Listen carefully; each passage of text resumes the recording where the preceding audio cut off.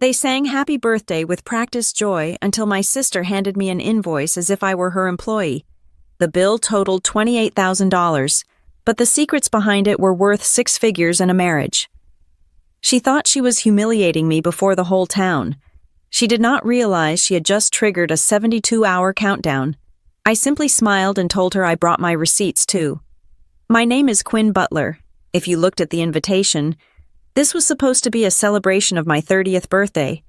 But if you looked at the eyes of the guests gathered in the rented function room of the Briar Rose Hall, you would realize this was not a party. It was an ambush. The room was suffocatingly warm, smelling of cheap catering lasagna and stale perfume. My entire extended family had crammed into the space, a sea of familiar faces from Willow Briar, Colorado. They were buzzing with a manic sort of energy, the kind you usually see at a roast, not a milestone birthday. I stood near the head table, smoothing the fabric of my dress, watching them. My husband, Ethan, stood beside me. His hand was warm against the small of my back, a steady anchor in a room that felt like it was tilting on its axis. He whispered that he could go get the car if I wanted to leave. I told him no. I told him to wait. I had been waiting for this night for 6 months. My sister, Kendra, tapped on the microphone. The feedback squeal cut through the chatter, silencing the room instantly. Kendra loved a microphone. She loved a stage. Tonight, she was dressed in a shimmering silver gown that outshone my own simple navy dress, which was typical. This was her show. I was just the prop. She smiled, that sugary practice smile that she used to charm lenders and neighbors alike. She announced that before we cut the cake, she had a very special presentation. She called it a moment of truth. She said that turning 30 meant growing up, and growing up meant facing reality. The guests giggled. I saw my Aunt Sarah nudge my cousin, holding her phone up high to record. The red recording lights of a dozen smartphones stared at me like unblinking eyes. They knew what was coming. They had been primed for this. Kendra beckoned me forward. I walked to the center of the room. My face was composed. My heart was beating a slow, heavy rhythm against my ribs, but my hands were steady. Kendra handed me a box wrapped in excessive layers of satin ribbon. She told the room that our parents and she had been doing some math. She said they wanted to give me the gift of clarity. I pulled the ribbon. It fell away easily. I lifted the lid of the box. Inside, there was no jewelry, no sentimental photo album, and no check. There was a single sheet of heavy cream-colored cardstock. It was printed with professional formatting, complete with columns and a bold total at the bottom. I read it. I did not blink. It was an invoice. The header read, "For services rendered and gifts provided to Quinn Butler over the last decade."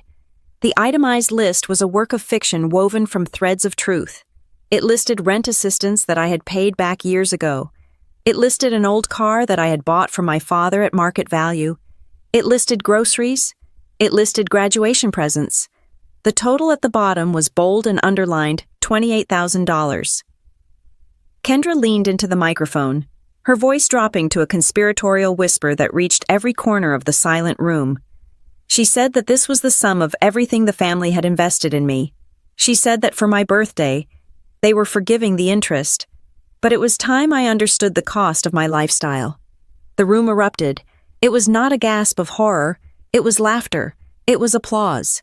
My mother, Diane, was dabbing her eyes at the front table, looking like a martyr who had finally been vindicated.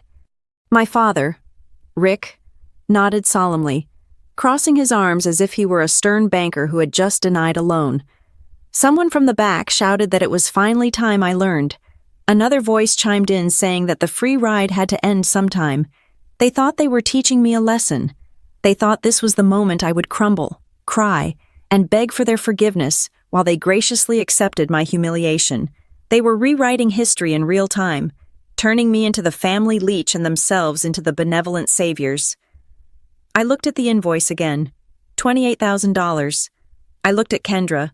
She was beaming, basking in the applause, waiting for my tears. I did not cry. I did not frown. I let a small, cold smile touch my lips. It was the smile of a chess player who watches their opponent move their queen directly into a trap. I reached for the microphone, but Kendra pulled it back slightly. I did not need it. The room had quieted down to hear my apology. I pitched my voice so it carried clear and sharp to the back of the room. I asked her if this meant that tonight we were playing by the books. Kendra blinked, her smile faltering for a microsecond. She asked what I meant. I said that if we were auditing the past, we should be thorough.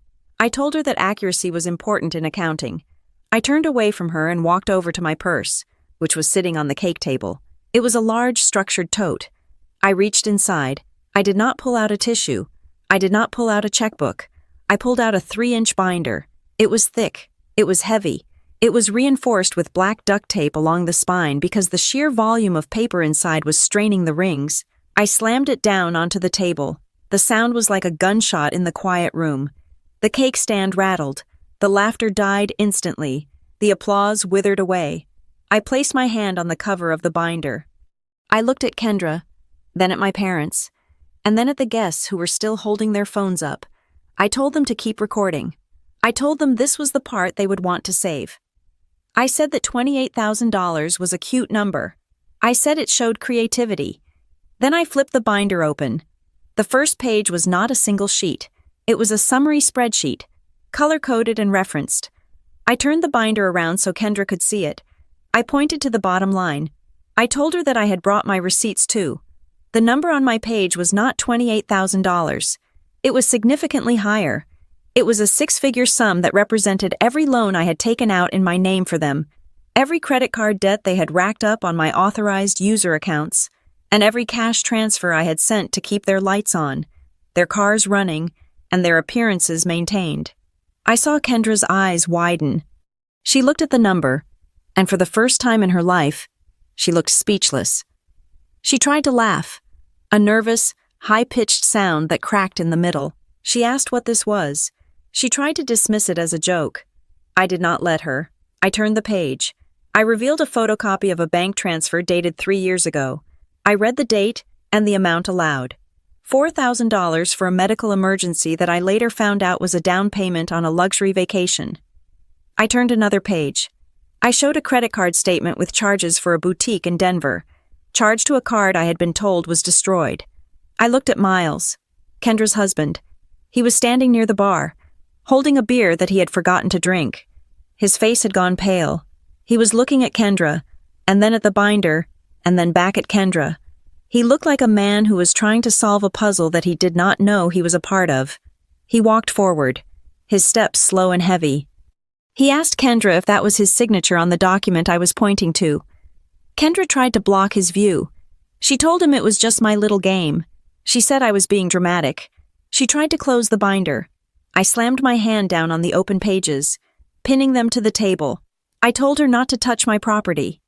The room was deadly silent now. The relatives who had been laughing were now shifting uncomfortably in their seats. They sensed the shift in atmospheric pressure. They realized that the predator and prey dynamic had just inverted. Then, from a table near the back, a woman stood up. She was not family. She was not a neighbor. She was wearing a sharp charcoal blazer and her hair was pulled back in a severe, no-nonsense bun. Most people there probably thought she was a friend from my workplace. They were wrong. This was Natalie Granger. She was the most vicious civil litigator in the county, and she was my +1. Natalie picked up her clutch and walked to the front of the room. Her heels clicked rhythmically on the hardwood floor. A steady countdown. She stopped beside me. She did not smile. She did not look at the cake. She looked directly at Kendra. Natalie reached into her bag and pulled out a thick, legal-sized envelope. She placed it gently on top of my binder. She spoke in a voice that was low, calm, and terrifyingly professional. She said that this was not a prank.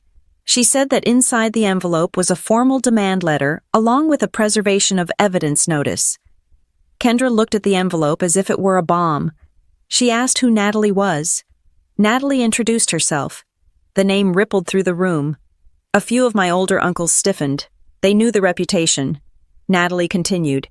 She stated that Kendra and my parents had exactly 72 hours to respond to the discrepancies outlined in the attached financial exhibits. She mentioned that failure to respond or any attempt to destroy digital records would result in immediate escalation. My mother stood up, her chair scraping loudly against the floor. She shouted that this was a family birthday party, not a courtroom. She looked at me with betrayal in her eyes, the same eyes that had watched me pay her mortgage for 6 months while she told everyone I was struggling. I looked back at her. I felt a strange lightness in my chest. It was the feeling of a heavy weight being cut loose. I looked at the invoice for $28,000 that was still sitting on the table, forgotten and pathetic next to my binder. I picked it up. I folded it neatly in half, then in half again. I tucked it into the front pocket of my binder. I told them that they were right. I told them that the singing was over. I looked at Miles, who was now staring at his wife with a look of dawning horror. I looked at Kendra, who was pale and trembling, her script completely shattered. I took Ethan's hand. He squeezed my fingers, solid and supportive. I said that it was time we calculated for real. I turned my back on the cake, the balloons, and the family that had tried to monetize my existence. I walked toward the exit, my heels echoing in the silence. Behind me, I heard the first murmur of confusion turn into a roar of accusations. But I did not stop. The clock had started. 72 hours. The party was over. The war had just begun. Living in Willow Briar, Colorado, is like living inside a snow globe that someone is constantly shaking. Everyone knows where you work, who you married, and what you bought at the grocery store on Tuesday. It is a town built on visibility. If you are doing well, people know. If you are struggling, people whisper. And if you are my family, you make sure the whispers are always scripted in your favor. My life outside of that suffocating function hall is actually quite structured. I like structure. I crave it. It is why I thrive at Crestline Patient Logistics. My title is Operations Lead, which is a sterile way of saying that I am the person who ensures that chaos does not win. When a non-emergency medical transport breaks down in a blizzard on the I-70, I am the one who reroutes the fleet. I manage schedules, budgets, and crises. I am good at my job because numbers do not lie. A spreadsheet does not gaslight you. A profit and loss statement does not guilt-trip you into covering its mistakes. At Crestline, I am respected.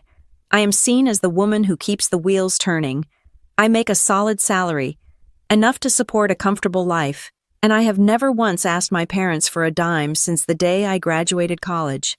Then there is my real sanctuary, my home. It is a modest 2-story house on the edge of town, far enough away from my parents' place to require a deliberate drive, but close enough that I could never fully escape the gravitational pull. Inside those walls, life is different. There is Ethan. My husband is the kind of man who speaks only when he has something to say. He is steady, grounded, and painfully observant. We have a son, a toddler who is just learning that his feet can take him places he is not supposed to go. My son is the light. He is the one thing in my life that is completely untouched by the toxicity of my lineage. When I look at him, I do not see obligation. I see pure, unadulterated potential. I made a vow to myself the day he was born that he would never know the weight of the debt ledger I had been carrying since I was a teenager. But outside of my house and my office, the script changed. In the theater of the Butler family, my sister Kendra was the undisputed lead actress. She was the star. She had a way of entering a room that demanded oxygen. She was vibrant, loud, and charming in a way that felt authentic until you tried to lean on it and realized it was made of smoke. She could spin a story out of thin air. If she was late, it was because she was helping a stranded motorist. If she was broke, it was because the economy was unfairly targeting her specific industry. I was not the star. I was the stagehand. I was the one who made sure the props were in place and the lights were on so Kendra could shine. I was the reliable one, the boring one, the one you called when the check bounced or the car made a funny noise. It did not start with a 6-figure debt. It never does. It started with small, insidious favors that felt like emergencies. I remember the first time clearly. It was 5 years ago. Kendra had just moved into a new apartment downtown, a place that was frankly out of her budget, but she insisted it was necessary for her image as a budding interior designer. She called me in a panic. She was $200 short on the security deposit. Just $200. She promised she would pay me back on Friday when her commission check cleared. I transferred the money. Friday came and went. The money did not come back. When I asked her about it a week later, she laughed it off, saying she bought me dinner last month so we were basically even. I let it slide. It was just $200. I did not want to be petty, but that was the crack in the dam. $200 became a $500 utility bill because she forgot to mail the check.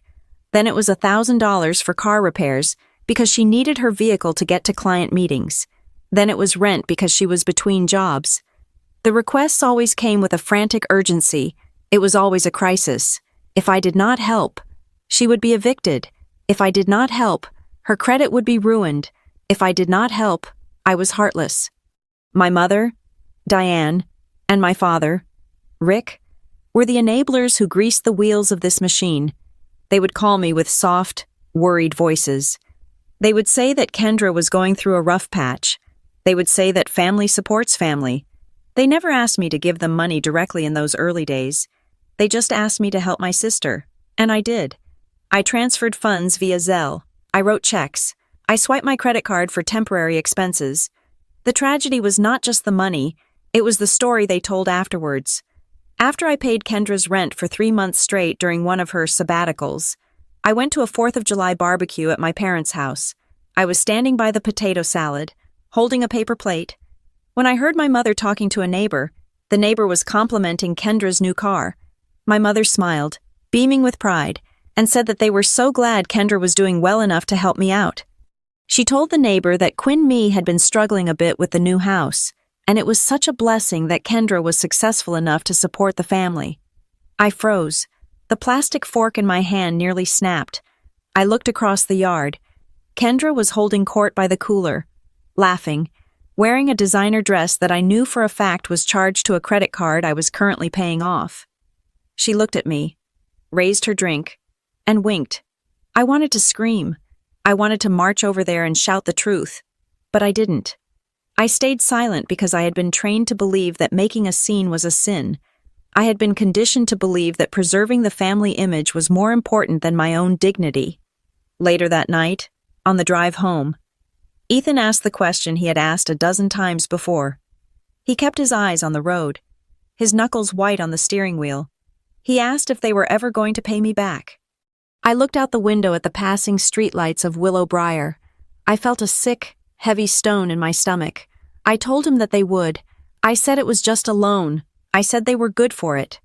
Every time I said those words, I felt like I was hypnotizing myself. I was trying to manifest a reality that did not exist. I was financing a fantasy where my family was honorable and I was loved for who I was, not for what I could provide. The most painful cut, the one that truly festered, happened involving my father. Rick was a man of traditional values, or so he claimed. He drove a heavy-duty pickup truck that he used for his contracting business. Last winter, the transmission blew out. He sat at my kitchen table, head in his hands, looking smaller and older than I had ever seen him. He told me he didn't have the liquidity to fix it. He said he would lose a contract if he couldn't get to the site. I couldn't stand to see him like that. I wrote a check for $3,200. I handed it to him. He hugged me. He had tears in his eyes. He thanked me and promised to pay me back as soon as the job was finished. 2 weeks later, I was at the gas station filling up my tank. My father was at the pump on the other side, talking to one of his hunting buddies. He didn't see me. The buddy asked him how he managed to afford the repairs on the truck so quickly. My father laughed, a loud booming laugh. He slapped the side of his truck and said that business was booming. He said he had plenty of cash stashed away for rainy days because he was smart with his money. Then he added the kicker. He said he even had to slip me a few $100 recently because my job wasn't paying what it used to. I stood there, the gas nozzle cold in my hand, feeling the blood drain from my face. He had taken my money, my hard-earned savings, and used it to fix his truck. And in return, he had sold my reputation to buy himself an ego boost. He painted me as the failure so he could look like the provider. I got in my car and drove away without saying a word. I cried the whole way home, not because of the money, but because I finally understood the transaction. I was purchasing their love, but the currency they were paying me back with was humiliation. I tried to stop. I really did. I would tell myself that this was the last time, but then the guilt would come. Kendra would call, crying. My mother would call, sighing. They knew exactly where to press. They knew my deepest fear was being called ungrateful. They weaponized my childhood. They reminded me of the piano lessons they paid for when I was 10. They reminded me of the braces I had when I was 12. They tallied up the cost of raising me and held it over my head like a sword. If I said no, I was abandoning them. If I said no, I was forgetting where I came from. So I kept paying. I became an authorized user on credit cards that I never carried in my wallet. I co-signed loans that I was told were just formalities. I built a financial prison around myself, brick by brick, while they held the mortar. Ethan watched this happen with a growing, quiet fury. He stopped coming to Sunday dinners. He stopped laughing at Kendra's jokes. He focused on our son, protecting him from the dynamic that was consuming me. He told me once, very gently, that I was setting myself on fire to keep them warm, and they were complaining about the smoke. By the time my 30th birthday approached, the dynamic had shifted into something even more aggressive. Kendra wasn't just asking for help anymore. She was demanding tribute. She started taking credit for things she had no part in. She told people she helped me get my job at Crestline. She told people she introduced me to Ethan. She was consuming my identity. When she insisted on throwing me a huge 30th birthday party, my stomach turned. I told her I didn't want it. I told her I just wanted a quiet dinner with Ethan and a few friends. She refused. She said she was handling everything. She said it was her gift to me. I found that strange. Kendra never gave gifts. She only created obligations. As the date approached, I started to see the signs, the hushed conversations between her and my parents, the way they stopped talking when I entered the room, the smirk on Miles's face when he asked me how work was going. They were planning something. I realized then that this party was not about celebrating my 3 decades of life. It was a coronation, but not for me. It was for Kendra. She needed a stage to solidify her power.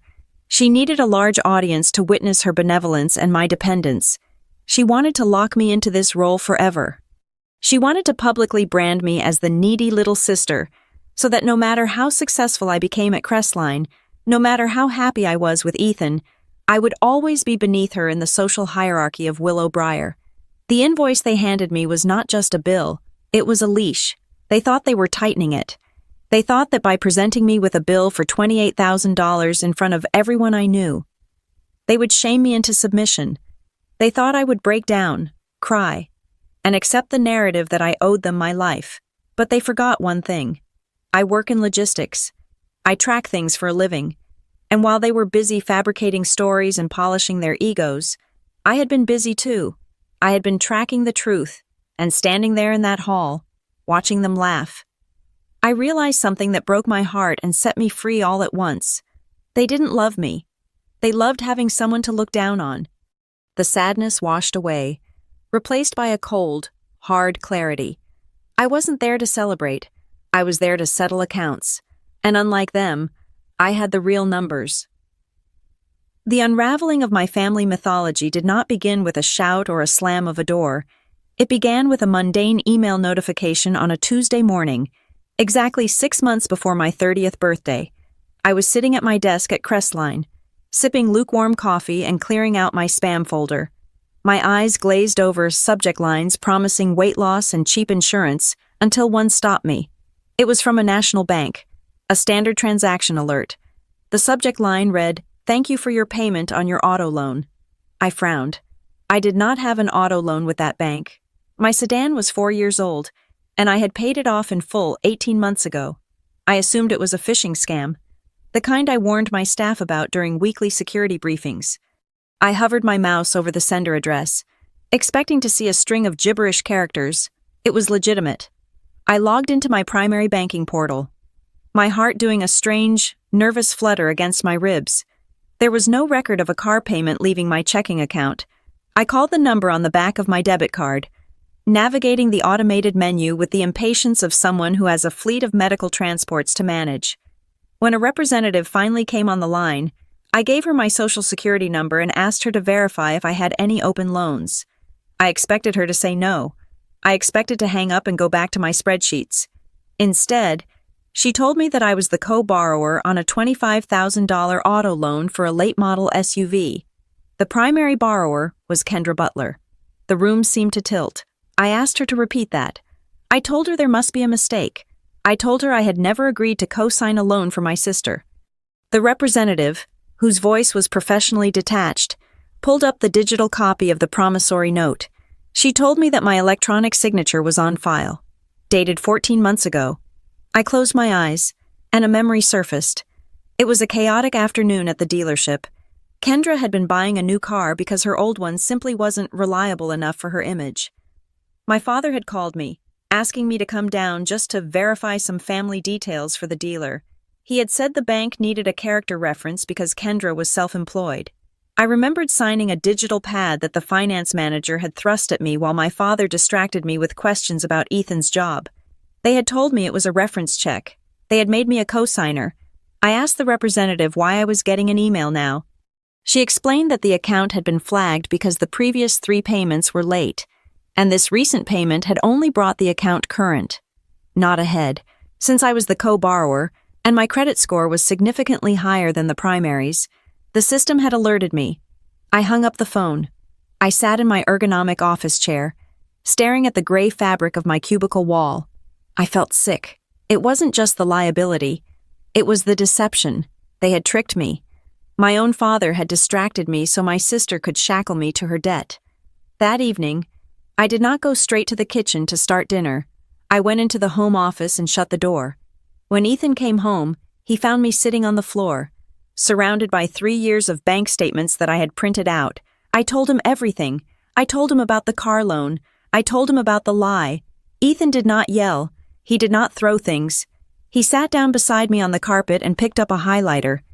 He looked at me with a seriousness that terrified me more than anger would have. He asked me if I was sure that was the only thing. He asked if I was certain they weren't using my name for anything else. That question was the key that unlocked the cage I had been living in. I had always assumed their requests were isolated incidents. I had never looked at the whole picture because I was afraid of what I would see. I spent the next 4 weeks conducting a forensic audit of my own life. I treated my personal finances with the same ruthless scrutiny I applied to Crestline's logistics. I exported data from Zelle, Venmo, PayPal, and my 3 checking accounts. I pulled credit reports from all 3 bureaus. I created a master spreadsheet. I named it simply the ledger. I created columns: date, amount, recipient, reason given, actual outcome. The first thing I noticed was the sheer volume of microtransactions. $20 for gas, $50 for groceries, $40 for a phone bill. Alone, they were negligible. Together, over a period of 5 years, they totaled nearly $8,000. Then there were the loans. I filtered my search history in my text messages. I searched for the phrases, pay you back, borrow, and next week. The results were endless. I cross-referenced every text message with a bank transfer. June 12th, request $300. Reason short on utilities. Promise will pay back on the 15th. Status, never repaid. August 3rd, request $600. Reason car repair. Promise mom will send you the check next week. Status, never repaid. I color-coded the rows. Green for gifts, birthdays, Christmas, legitimate celebrations. Red for loans that were never repaid. Yellow for ambiguous transfers. By the time I reached the bottom of the 2nd year, the screen was bleeding red. But the numbers were only half the story. The text messages were the context that made the numbers cruel. I found a thread from 2 years ago involving my mother, Diane. I had sent Kendra $1,000 to cover a credit card minimum payment because she was crying about her credit score dropping. A week later, I saw photos on social media of Kendra at a winery in Napa Valley. I had texted my mother, asking how Kendra could afford a trip if she couldn't pay her bills. My mother's response was preserved on my screen, Quinn. Honey, don't say anything. The trip was a gift from a friend. If you bring up the money, you'll embarrass her. Don't tell anyone about the help you gave her. Let's save Kendra's face. Save Kendra's face. That was the operational directive of our family. My bank account was the foundation, but Kendra's ego was the structure we were building. As I dug deeper, I found something that made my blood run cold. There was a recurring monthly transfer of $400 labeled Family Emergency Fund. I stared at it, racking my brain. I vaguely remembered setting it up 18 months ago. My father had a health scare, a false alarm with his heart, and they had convinced me that we needed a communal pot of money for medical copays. I had set it to autopay, and in the chaos of raising a toddler and working full-time, I had forgotten to cancel it. I checked the destination account. It was a joint savings account my mother managed. I logged into the shared view. My name was still on it from when I was in college, a detail they had likely forgotten. I opened the transaction history for that savings account. The money went in on the 1st of every month, $400 from me, and on the 2nd or 3rd of every month, money went out, but not to a hospital, not to a pharmacy. The withdrawals were transfers to an account nicknamed Kendra Personal. There were other withdrawals too: nail salons, a high-end steakhouse, a liquor store. They were eating my emergency money. They were drinking it. They were painting it on their nails. I needed verification. I needed to be sure I wasn't misinterpreting the data due to my own rising anger. I hired a freelance accountant, a man named David who worked with small businesses in Denver. I redacted the names but gave him the raw data. I asked him to look for patterns. He got back to me in 3 days. We met over a video call. He looked uncomfortable. He told me that in his professional opinion, this wasn't just poor money management. He said it looked like a classic pass-through scheme. He pointed out the timing. Almost every significant transfer from my account to Kendra's or my parents' accounts was followed within 48 hours by a luxury purchase or a leisure expense. He highlighted one specific sequence. I had transferred $2,000 for urgent taxes. 3 days later, Kendra posted a photo of a new designer handbag. The price of that specific bag was $1,950. The correlation was 99%. I sat back in my chair. The sadness I expected to feel wasn't there. Instead, I felt a cold, hard resolve. It was the same feeling I got when a vendor tried to overcharge Crestline. I stopped seeing them as my mother, my father, and my sister. I started seeing them as bad actors, liabilities. Ethan asked me what I wanted to do. He asked if I wanted to confront them at Sunday dinner. I shook my head. If I confronted them now, with just my anger and a few spreadsheets, they would gaslight me. They would call me paranoid. They would cry. My mother would clutch her chest. Kendra would storm out. They would spin the story so I was the villain who attacked them over a few dollars. I needed more than the truth. I needed leverage. I decided then that I would not use emotion. I would use the law. I asked around for recommendations, specifically avoiding anyone in Willowbriar who might play golf with my father. A colleague at Crestline recommended a firm in the next county over. She said there was a woman there named Natalie Granger who specialized in contract disputes and family law, and who had a reputation for being surgically precise. I made the appointment for a Thursday afternoon. I took a half-day off work, telling my assistant I had a dentist appointment. Natalie's office was modern, quiet, and smelled of expensive paper. She listened to me for 20 minutes without interrupting. I showed her the emails, the co-signed loan documents, the recurring transfers, and the text messages. She looked over her glasses at me. She asked what my goal was. She asked if I wanted to sue them. I told her I wanted to be free. I told her I wanted to sever the financial umbilical cord so thoroughly that it could never be reattached, and I told her I wanted them to admit it. Natalie nodded. She told me that we had enough for a civil suit based on unjust enrichment and fraud, specifically regarding the car loan where I was misled about the nature of the document, but she warned me that legal action would burn the bridge permanently. I told her the bridge was already burning. I was just the one paying for the gasoline. She advised me to wait. She told me to gather every last scrap of paper. She told me to let them continue their behavior for a little longer, to document the current asks, to prove the pattern was ongoing. That was when the invitation for my 30th birthday party arrived. Kendra texted me, "We're going to throw you the biggest bash ever. I'm handling everything. Don't worry about a thing." I looked at the phone. I looked at the spreadsheet where I had tracked thousands of dollars flowing from my labor to her leisure. I texted back, "That sounds great. Thanks, Kendra." I knew what she was doing. She was setting the stage for another performance. She was going to use my birthday to cement her status as the generous sister. I looked at Natalie. I told her I had a deadline. I told her that in 6 months, on the night of my birthday, I wanted to present them with a counteroffer. Natalie smiled. A sharp, dangerous thing. She pulled a legal pad toward her. She said that if we were going to do this, we were going to do it right. We weren't just going to bring a lawsuit, we were going to bring a reckoning. I walked out of her office into the bright Colorado sunlight. My phone buzzed. It was a request from my father on Venmo. Need 50 for gas. Card acting up. I declined the request. Then I sent a text. Sorry. Dad, cash is tight this week. It was the first lie I had told them in years, and it felt wonderful. The investigation was over. The preparation had begun. As the date of the party drew closer, the atmosphere in Willowbriar shifted. It was subtle at first, like the drop in pressure before a thunderstorm. I would walk into the local grocery store and catch a neighbor watching me with a look of pity mixed with judgment. A cousin I had not spoken to in months commented on my social media post about a work promotion, writing simply, "Must be nice to have so much support getting there." Kendra was busy. She was not just planning a party. She was curating a narrative. She was planting seeds in the minds of our extended family, ensuring that when the curtain rose on my 30th birthday, the audience would view me through a specific lens. The narrative she was crafting was intricate. In her version of reality, I was the struggling younger sister who had stumbled through her 20s, buoyed only by the silent, sacrificial generosity of the Butler family. She was painting herself as the matriarch in waiting, the one who had quietly cleaned up my messes. It was brilliant, in a sick sort of way.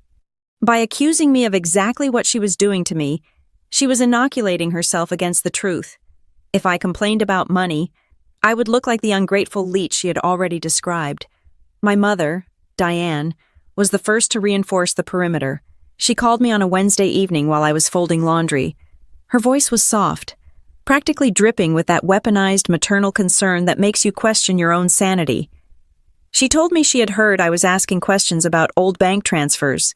She did not ask why.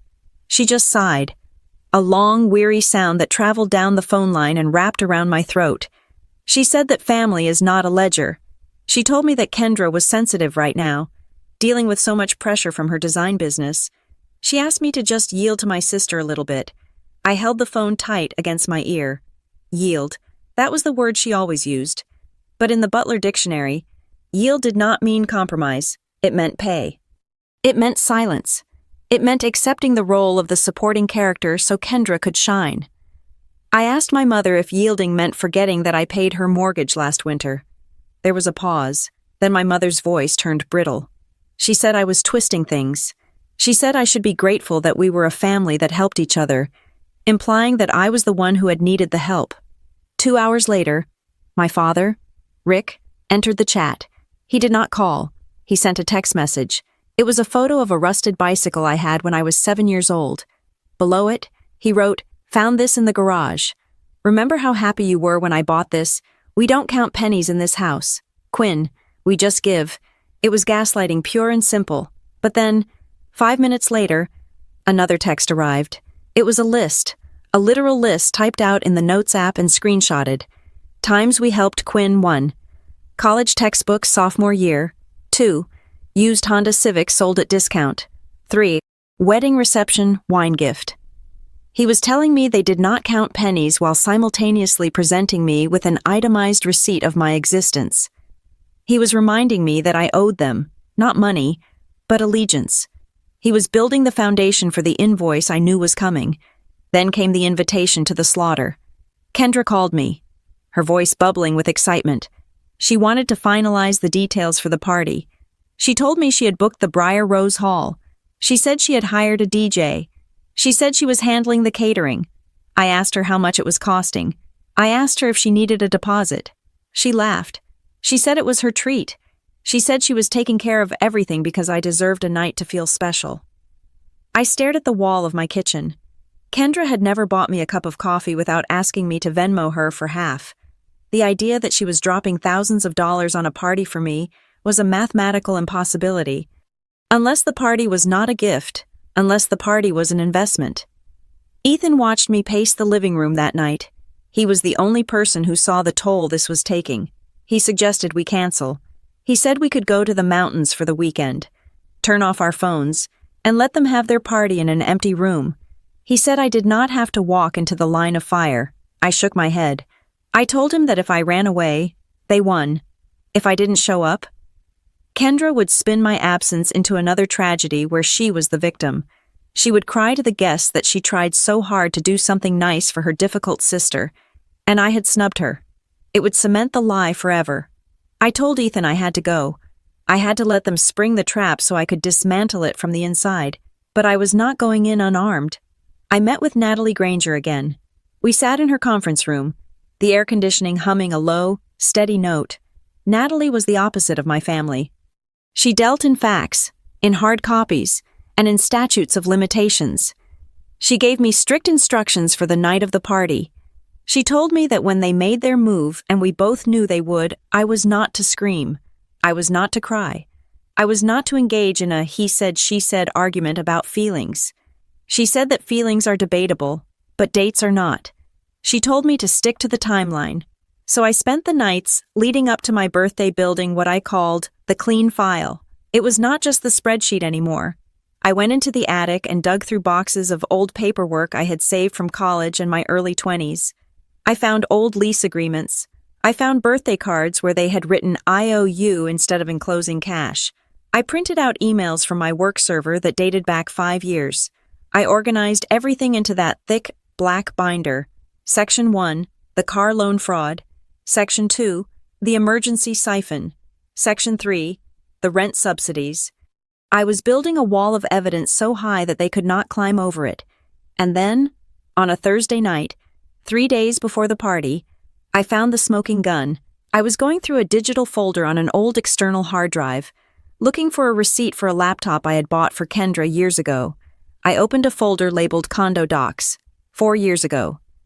Kendra had tried to buy a condo. She needed a bridge loan for the down payment because her assets were tied up in investments that I later learned were just clothes and vacations. She had begged me for $5,000. She swore it was just for 2 weeks until her settlement check came through. I had given it to her, but because it was a significant amount of money for me at the time, and because I was applying for my own mortgage and needed to explain the large withdrawal to my underwriter, I had made her sign a document. It was a standard promissory note.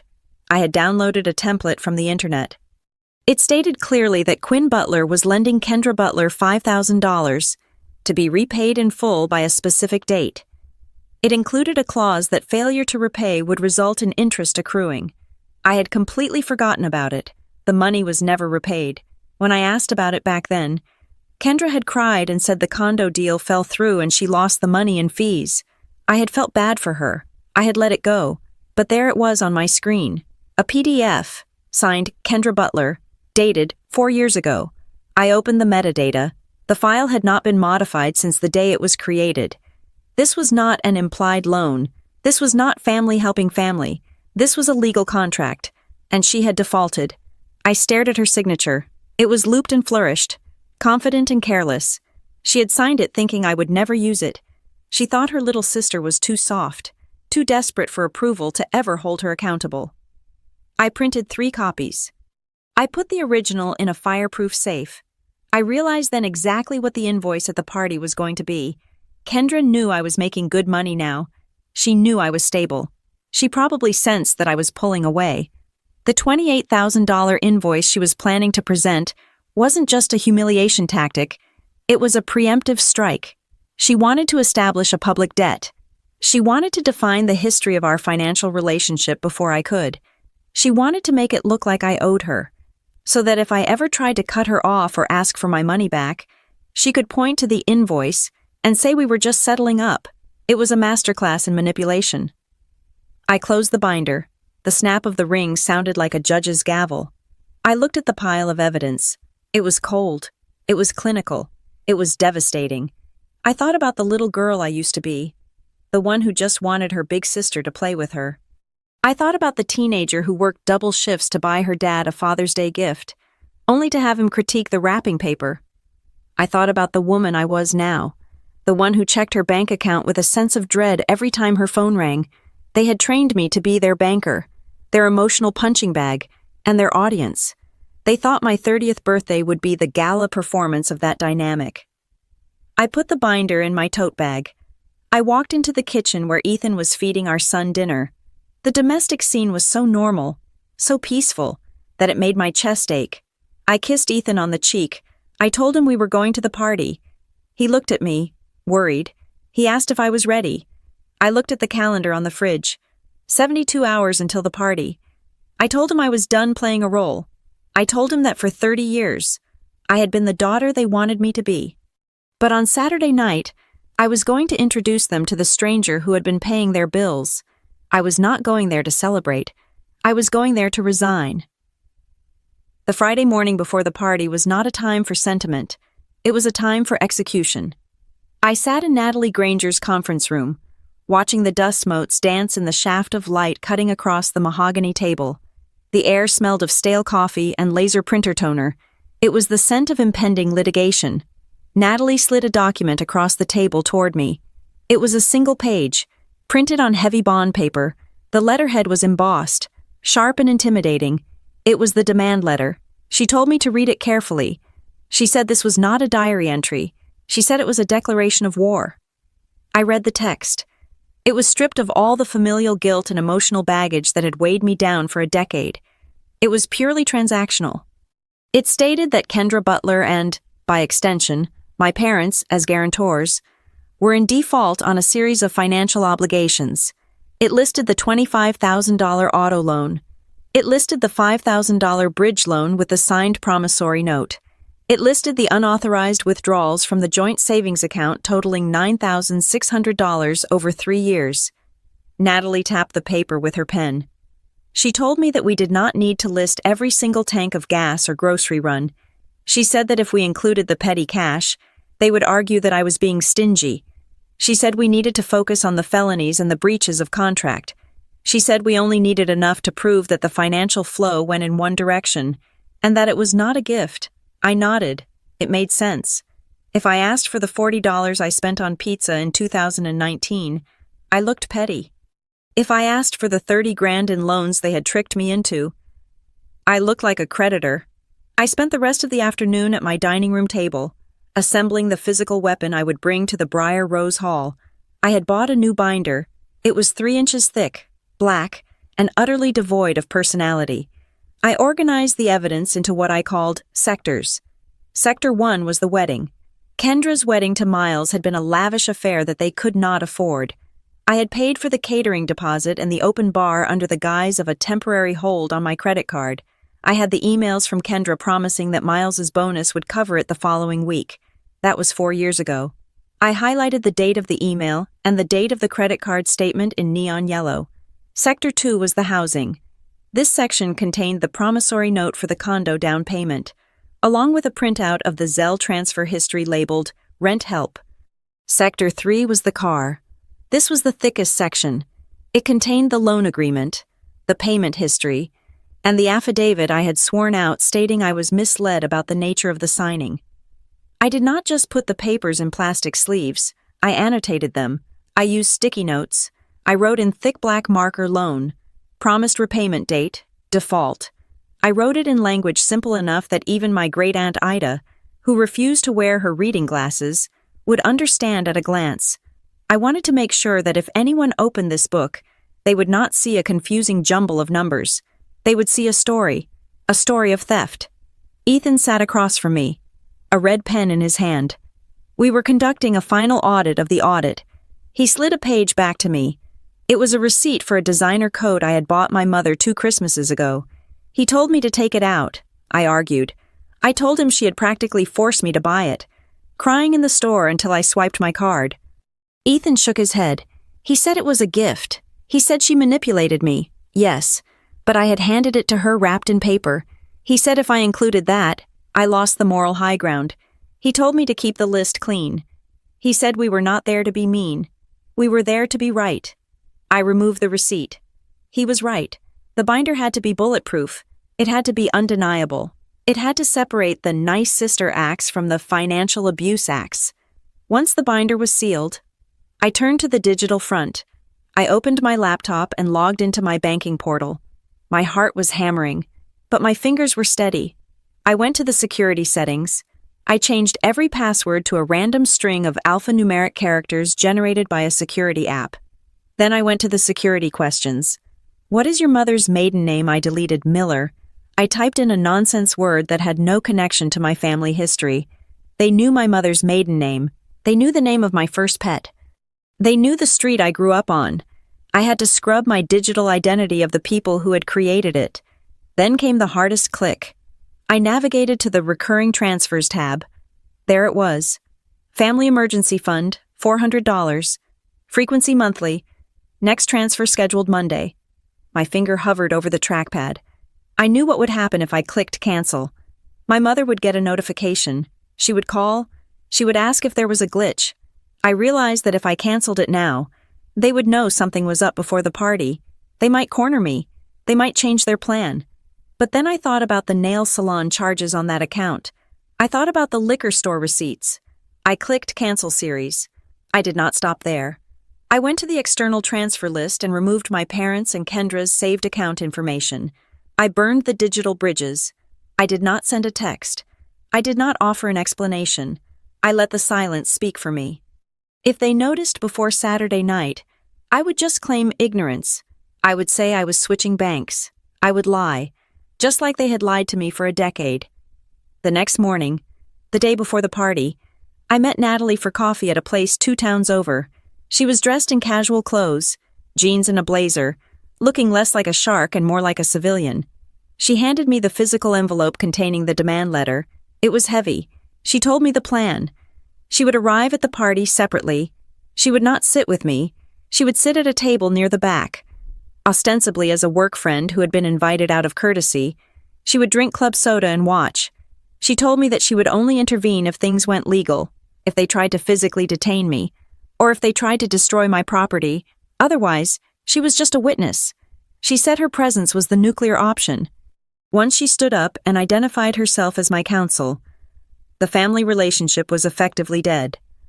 I told her it had been dead for a long time. We were just waiting for the coroner to call it. Then, 6 hours before the party, the final twist arrived. I was at home, steaming the dress I planned to wear. My phone buzzed. It was a message from my cousin, Sarah. Sarah was not malicious, just gossipy, and not particularly bright. She had forwarded me a screenshot from a group chat I was not a part of. The group was titled, The Big 3-0 Surprise. The screenshot showed a photo that Kendra had posted to the group. It was a photo of the invoice she planned to give me, the $28,000 bill. Below the photo, Kendra had written, "Can you believe she actually thinks she's the one supporting us? I'm going to give her this tonight as a joke to knock her down a peg. It's going to be hilarious. Make sure you guys laugh when she opens it so she knows we're all in on it." My blood ran cold, then hot. She was priming the audience. She was not just planning to humiliate me, she was actively recruiting accomplices. She was directing the scene, telling them when to laugh, framing my shock as arrogance that needed to be checked. She was telling them that I was the one with the delusion that I supported them. She was flipping the reality before I even walked in the door. She was making sure that if I tried to defend myself, the room would already view me as a narcissist who needed a reality check. I looked at the phone. I felt a strange sense of calm settle over me. It was the calm of a sniper who has just adjusted for windage. I realized I did not need to be witty. I did not need to be charming. I did not need to win them over with a speech. Kendra was bringing a joke. She was bringing a prop. I looked at the black binder on the counter. I texted Sarah back. "Thanks for the heads up. See you tonight?" I turned to Ethan, who was buttoning his shirt. I showed him the screenshot. He read it. His jaw tightened. He asked if I still wanted to go. I smoothed the front of my dress. I picked up the binder and slid it into my tote bag. It fit perfectly, heavy and dense next to the envelope Natalie had given me. I told him that I absolutely wanted to go. I said that Kendra wanted to talk about numbers. I said she wanted to talk about who supported whom. I told him that was fine. I said I was going to show them the data. I checked my reflection in the mirror. I did not look like the little sister anymore. I looked like an auditor. I walked out to the car. The sun was setting over Willow Briar, casting long, sharp shadows across the driveway. The 72-hour countdown was about to begin. But in my mind, the clock had already stopped. It was time to open the books. The air in the Briar Rose Hall was thick with a specific kind of cruelty that tries to pass itself off as humor. Kendra stood on the slightly elevated platform, the microphone in one hand, the other hand gesturing benevolently toward me as if she were a saint forgiving a sinner. She had just delivered her punchline, the invoice for $28,000, and the room was eating it up. She looked radiant in her silver dress, her face flushed with the dopamine hit of public validation. She spoke into the microphone, her voice trembling with faux emotion. She said that she hoped this would be a wake-up call for me. She said that sometimes, the most loving thing a sister can do is hold up a mirror. She looked at our cousins, at the neighbors, at the friends I had grown up with, and she smiled. They smiled back. They nodded. They were the chorus in her tragedy, and I was the villain. I stood there, holding the cream-colored cardstock. The number at the bottom was printed in bold. Sans serif font, $28,000. I looked at the itemized list again. It was a masterpiece of revisionist history. Rent assistance, 2015. Used car transfer, 2017. I lifted my head and looked directly at Kendra. The room went quiet, expecting my tears. They were waiting for the breakdown. They were waiting for me to storm out or to beg for forgiveness. Instead, I took a step closer to her. I asked her, my voice calm enough to be picked up by the microphone she was still holding near her chest. If she wanted me to settle this balance, I asked if the purpose of this gift was for me to pay her back. Right here, right now, in front of everyone. Kendra blinked. This was not in the script, but she recovered quickly. She saw an opportunity to double down. She nodded vigorously, her earrings catching the light. She said yes.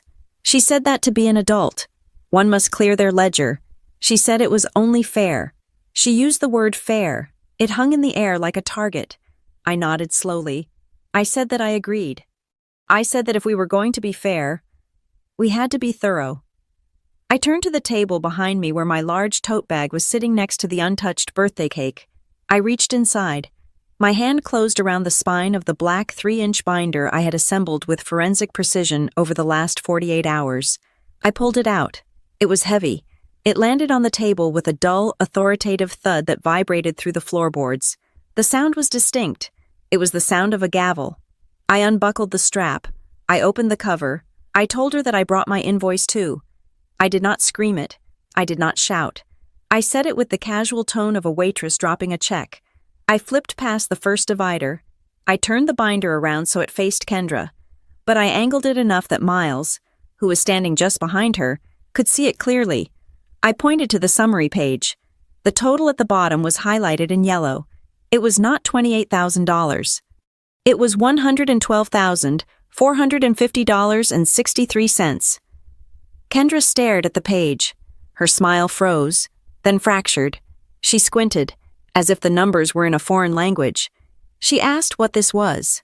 She tried to laugh, but it came out as a dry, choking sound. She said I was being ridiculous. I did not look at her. I looked at Miles. Miles was a simple man, a man who liked football and craft beer and trusting his wife, but he was also a man who knew what a bank statement looked like. His eyes were locked on the page. He was reading the line items. Bridge loan for condo down payment, $5,000, status unpaid. Auto loan cosign payoff, $25,000, status, involuntary payment, unauthorized withdrawal. Joint savings, $9,600. Miles looked up. His face had drained of all color. He looked at Kendra. He asked her, his voice cutting through the silence of the room, where I got those numbers. He pointed to the condo line. He asked her why it said I paid the down payment. He said she told him that money came from her commission bonus. Kendra's eyes darted around the room. The audience was watching. The camera phones were still recording. But the mood had shifted. The laughter had evaporated, replaced by a confused, heavy tension. Kendra tried to cover the microphone. She whispered loudly that I was just making things up to ruin the party. She tried to reach for the binder to close it. I slapped her hand away. It was a reflex. It was sharp. I told her not to touch the evidence. Then I reached into the pocket of the binder and pulled out the stapled packets I had prepared for my parents. I walked off the stage and approached the head table where Diane and Rick were sitting. They looked paralyzed. My mother was holding a napkin to her mouth. My father was gripping his butter knife. I placed the packets in front of them. I told them that I knew they had seen Kendra's invoice. I told them that I knew they had helped her write it. I pointed to the document on top of my father's stack. It was a printout of the text message where he asked me for $3,000 for his truck, followed by the bank transfer receipt, followed by the text where he told his friend he had given me money. I asked him if he remembered that day. I asked him if he remembered crying at my kitchen table. My father looked down at the paper. He could not look me in the eye. His bravado, the swagger of the patriarch who provided for everyone, dissolved instantly. He looked old. He looked caught. My mother tried to speak. She started to say that this was not the place. She started to use her soft, weaponized voice to tell me I was making a scene. I cut her off. I pointed to the page in her packet that showed the withdrawals from the emergency fund, matched with the dates of her spa trips. I asked her if the emergency was a pedicure. The room was deathly silent now. The only sound was the hum of the air conditioning and the rustle of paper. The guests, the cousins, the aunts, the friends were exchanging looks. They were realizing that they had been laughing at the wrong person. The narrative was collapsing in real time. Kendra saw her control slipping. She grabbed the microphone again. She shouted that this was fake. She screamed that I was jealous. She tried to rally the crowd. She said I was trying to humiliate her on her stage. That was the cue. Natalie Granger stood up. She had been sitting at table 9, near the back, blending in with the wall. But when she stood, she dominated the room. She picked up her clutch and walked toward the front. She moved with the lethal grace of a predator who has stopped stalking and started hunting. She stopped next to me. She did not look at the guests. She looked directly at Kendra. She spoke clearly, her voice projected without the need for a microphone. She said that she was legal counsel for Quinn Butler. A gasp rippled through the room. Someone dropped a fork. Natalie reached into her bag and pulled out the heavy, sealed envelope. She placed it on the table next to the birthday cake, right on top of Kendra's ridiculous invoice. She said that the documents in the binder were not fake. She said they were exhibits A through Z of a civil complaint for fraud, breach of contract, and unjust enrichment. Kendra looked at the envelope. She looked at Natalie. She shrank. The big sister persona vanished, leaving behind a frightened, caught child. Natalie continued. She said that every loan listed in the binder was backed by a digital footprint. She said the promissory notes were valid. She said the co-signed loan was a matter of bank record. She looked at Miles, then at my parents. She said that this was not a family squabble. She said it was a financial investigation. Then she delivered the ultimatum. She said they had 72 hours to respond to the demand letter. She said that if a settlement plan was not agreed upon by Tuesday at 5 o'clock, she would be filing the suit with the county clerk. The temperature in the room seemed to drop 10 degrees. This was not social drama. This was legal ruin. Miles looked at the binder again. He looked at Kendra. He backed away from her, physically creating distance between himself and his wife. It was a small step, but it was a chasm. I looked at the room one last time. I saw my cousin Sarah. Phone lowered, mouth open. I saw the neighbors who had judged me. I saw my family. I did not feel triumphant. I did not feel happy. I felt exhausted. But for the first time in my life, I felt clean. The secret was out. The lie was dead. I looked at Kendra. She was trembling. She had the microphone in her hand, but she had nothing left to say. I told her that the singing was over. I turned to Ethan. He was standing by the door, holding my coat. He looked proud. He looked ready. I walked over to him and took his hand. I did not say goodbye to my parents. I did not apologize to the guests for ruining the party. I did not offer any explanations. I said simply that we were leaving. We walked out of the double doors of the Briar Rose Hall. The silence from the room followed us all the way to the parking lot. Behind us, I knew the explosion was coming. I knew the screaming would start the moment the door clicked shut. I knew Miles would start asking questions that Kendra could not answer. But I did not look back. I got into the car, buckled my seatbelt, and watched the lights of the venue fade in the rearview mirror. The 72-hour clock had started, and I was finally driving my own car. The sun came up over Willow Briar the next morning with an indifference that felt almost insulting. The sky was a perfect, cloudless blue, the kind that usually signals a lazy Sunday. But inside my house, The atmosphere was anything but lazy. It was electric with the fallout of a nuclear detonation. I had turned my phone on silent before I went to bed. A small mercy I had granted myself after the adrenaline crash of the night before. When I picked it up from the nightstand at 7 in the morning, the screen was a wall of notifications. There were 43 missed calls. There were 68 text messages. They were not messages of concern. They were not apologies. They were missiles. I sat on the edge of the bed, Ethan still asleep beside me, and scrolled through the preview screen. The names Diane, Rick, and Kendra cycled over and over again like a glitch in the system. My mother's texts were frantic streams of consciousness. She asked how I could do this to them. She asked if I had any idea how embarrassed my father was. She said I had destroyed the family name over a few dollars. She did not mention the theft. She did not mention the lies. She only mentioned the optics. To Diane Butler. The sin was not stealing from her daughter. The sin was letting the neighbors know about it. My father was more direct. He sent short, angry commands. Call me. Now. You need to fix this. You need to tell everyone you were drunk or confused. He wanted a retraction. He wanted me to fall on my sword one last time to protect his ego. Then there was Kendra. Her messages were a manic mix of rage and victimhood. She called me a psychopath. She said I had ruined her marriage. She said I was jealous of her happiness and had planned this ambush to steal her spotlight. I did not feel the urge to call them back.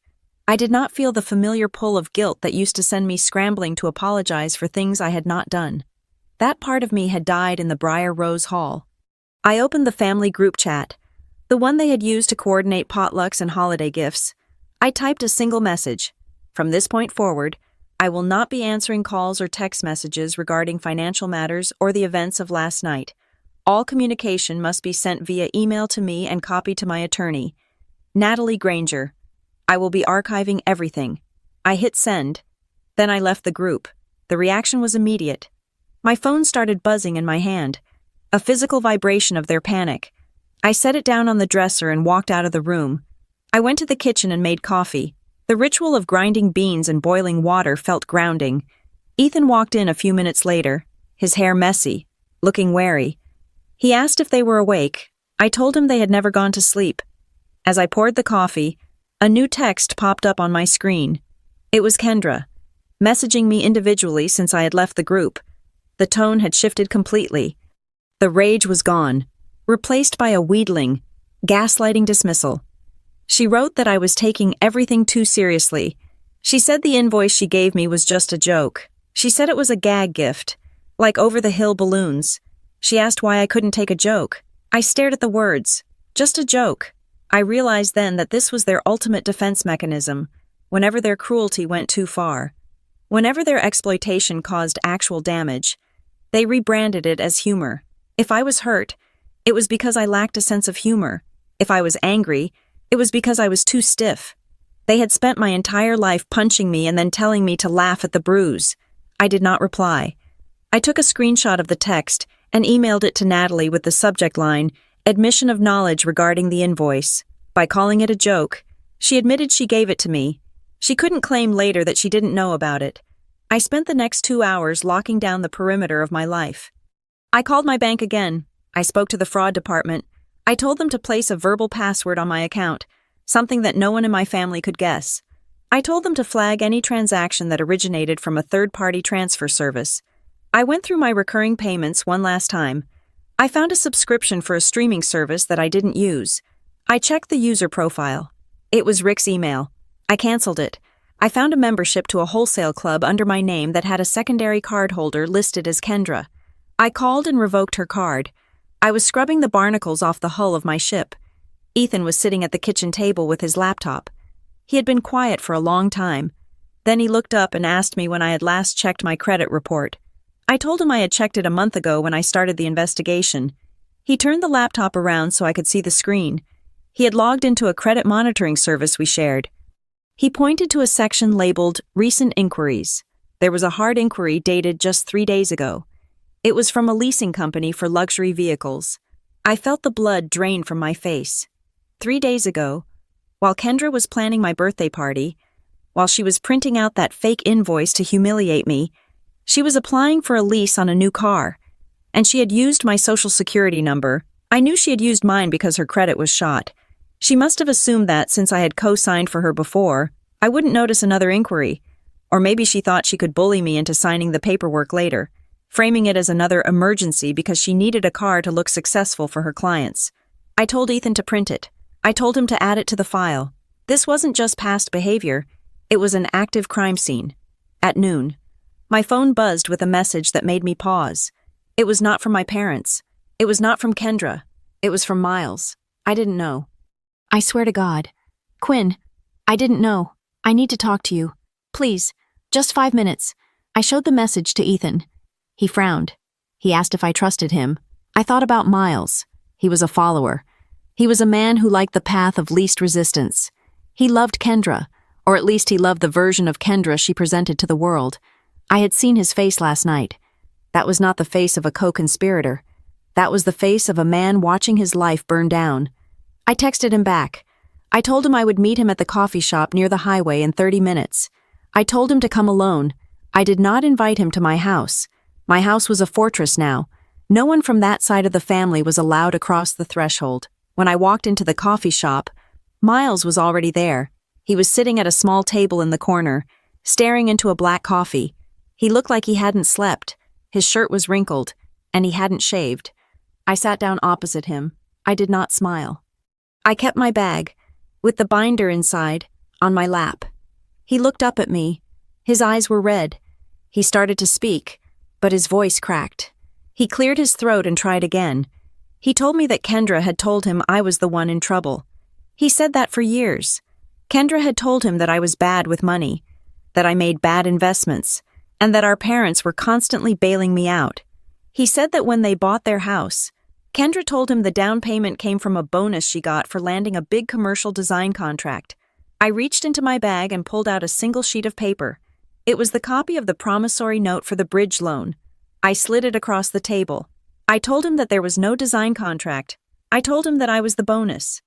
He read the paper. He traced Kendra's signature with his finger. He looked like he was going to be sick. He asked me about the car.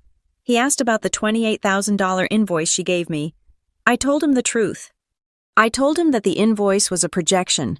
I told him that everything she accused me of was something she had done to me. I explained the authorized user scams. I explained the guilt trips. Miles put his head in his hands. He said that he had been so proud of her. He said he thought she was a genius businesswoman. He said he had defended her when his own parents asked why they spent so much money. He realized now that he had been living inside a fabrication. He looked up at me, and there was a new hardness in his eyes. He asked me if I was really going to sue them. I told him that the 72-hour clock was ticking. I told him that if they did not present a settlement plan, Natalie would file the paperwork on Tuesday. Miles nodded. He stood up. He did not ask me to stop. He did not ask for mercy. He simply said that he had to go have a conversation with his wife. He thanked me for meeting him. As he walked out, I saw a man who was no longer walking on steady ground. Kendra had not just lost a sister. She was losing her audience. I drove home feeling a strange hollowness. I had expected victory to feel loud. Instead, it felt quiet. It felt like cleaning out a wound, painful, necessary, and sterile. When I got back, I checked my email. There was a voice note attached to an email from my mother. The subject line was just Quinn. I hesitated before clicking play. Ethan squeezed my shoulder. I hit the spacebar. My mother's voice filled the room. She was crying. It was the wet, ragged sound of a woman who knows she has lost control. She said that I was breaking her heart. She said that she had only ever tried to keep the peace. She said that families help each other, and she didn't understand why I was being so cruel. She asked how I could sleep at night knowing I was tearing the family apart. I listened to the whole thing. I listened to the manipulation woven into every sob. She was not crying for me. She was crying for the loss of her resources. She was crying because the ATM had not only stopped dispensing cash, but had started dispensing consequences. I hit reply. I typed 2 sentences. I have lost sleep for years wondering how I would pay your bills and my own. Now it is your turn to stay awake. I sent it. Later that afternoon, my phone pinged with a few notifications from social media. I had not blocked my cousins yet. One of them, a younger cousin named Josh, who had been at the party, sent me a direct message. He wrote that he was sorry he clapped. He said he didn't know. He said that when I brought out the binder, he realized that something was wrong. He said that what Kendra did was messed up. Then another message came from my Aunt Patty. She was less apologetic, but she was honest. She said that she always wondered how Kendra afforded those vacations. She said she was sorry she hadn't said anything sooner. I did not reply with forgiveness. I did not tell them it was okay. It wasn't okay. Their applause had hurt. Their willingness to believe the worst of me had been a betrayal in itself. But I noted their names. I mentally moved them from the enemy column to the neutral column. I realized then that this was not about revenge. Revenge is emotional. Revenge is about inflicting pain to balance the scales. This was about boundaries. For 30 years, I had allowed them to walk through my life with muddy boots, tracking their chaos and their debt across my floor. I had handed them the keys and thanked them for the privilege. Now, I was changing the locks. The 72 hours were not a countdown to a punishment. They were a countdown to an eviction. I was evicting them from my finances. I was evicting them from my conscience. I was evicting them from the power they held over me. I closed my laptop. The sun was setting, casting long shadows across the living room. The house was quiet. The phone had finally stopped buzzing, blocked and silenced. For the first time in a decade, I didn't owe anyone anything. And the silence was the most expensive thing I had ever bought. The 72-hour countdown that Natalie Granger had initiated was not just a legal grace period, it was a pressure test. I knew my family well enough to know that they would not spend this time reflecting on their moral failings or scraping together the money they owed me. They would spend it testing the structural integrity of my resolve. They wanted to see if the little sister would fold, just like she always had. Day one began with a digital white flag that was actually a trap. I was sitting at my kitchen island, drinking black coffee and watching the sunrise, when an email from Kendra landed in my inbox. The subject line was simply, "Let's fix this." I opened it. The text was classic Kendra, a masterful blend of victimization and false equivalency. She wrote that things had gotten out of hand on Saturday night. She admitted that her joke with the invoice might have been in poor taste, but she insisted that my reaction was disproportionate. Then came the offer. She proposed a mutual withdrawal. She would retract her $28,000 invoice, which had no legal standing to begin with, if I agreed to withdraw my demand letter and burn that binder. She said we could wipe the slate clean, hug it out, and go back to being a family. She called it a truce. I laughed, but there was no humor in it. It was a dry, sharp sound. She was trying to trade a counterfeit bill for a stack of gold bars. She wanted me to trade my documented, signed, and notarized evidence for her promise to stop lying about a debt that never existed. She was treating the truth as a bargaining chip. I did not call her. I did not text her. I forwarded the email to Natalie. Then I hit reply to Kendra. I typed a single sentence: "I cannot withdraw the truth, and I do not negotiate with my own history." I hit send. The line in the sand was now a trench. Day 2 brought the first casualty of the war, and it was the one person I had hoped might survive the blast radius miles. He requested another meeting, this time not at a coffee shop, but in the parking lot of a hardware store on the edge of town. It was neutral ground, unglamorous and private. When I pulled up in my sedan, he was leaning against his truck. He looked like a man who had aged 10 years in 48 hours. His eyes were hollowed out, dark circles bruising the skin beneath them. He didn't say hello. He simply reached through the open window of his truck and handed me a manila envelope. He told me that he had gone through the shared computer in his home office. He said he found a folder Kendra thought she had deleted. I opened the envelope. Inside were printouts of emails between Kendra and her best friend, a woman named Jessica, who I had known since high school. The emails were dated 2 weeks prior to my birthday. I read the top page. Kendra had written, "I'm going to teach Quinn a lesson she won't forget. She's been acting so high and mighty lately with her job. I'm going to give her a bill for everything Mom and Dad ever did for her. It'll be hilarious. I need you to lead the laughter when I hand it to her. If everyone laughs, she'll just have to take it." Below that was a list, a literal cast list. Jessica laugh, Aunt Sarah nod, and agree. Mom. looked disappointed. She had directed the humiliation. She had scripted the abuse. But Miles wasn't done. He pointed to a second document in my hand. It was a bank statement from their joint account, dated 4 years ago. It lined up perfectly with the date of the bridge loan I had given Kendra for her condo down payment, the $5,000 she swore she lost when the deal fell through. Miles's voice shook as he spoke. He told me that for 4 years, he believed that the down payment on their home had come from his end-of-year bonus. He said Kendra had told him she was moving his bonus into a high-yield savings account to surprise him with the house. He tapped the paper. He said there was no savings account. He said she had spent his bonus on credit card debt he didn't know about. The money that actually secured their home, the cash that closed the deal, was my $5,000. The money she claimed was lost. I stared at the numbers. She had stolen from me to cover the fact that she had stolen from him. It was a Ponzi scheme built on familial trust. Miles looked at me, his face crumbling. He asked how she could do that. He asked if everything was a lie. I felt a surge of pity for him, but I pushed it down. Pity was dangerous right now. Pity was what got me into this mess. I told him that he was finding out late, but finding out late was better than never finding out at all. I told him that now he had a choice. He could keep living in the illusion, or he could look at the ledger. He took the papers back, his hands trembling. He told me he was moving into a hotel that night. He said he couldn't look at her without seeing the math. Day 3 was when the desperation truly set in. They realized that the emotional appeals and the truce offers weren't working. They realized that Miles was defecting. So, they decided to attack the one thing they knew I valued more than their approval: my career. I was in a meeting with my logistics team at Crestline when the receptionist buzzed my line. Her voice was tight, professional but strained. She told me that my father was in the lobby. She said he was demanding to see me and he was raising his voice. My stomach dropped. This was the nuclear option. They knew I prided myself on my professionalism. They knew I kept my personal life sealed away from my work. Bringing the drama to Crestline was a calculated move to embarrass me into submission. I told the receptionist I was coming down.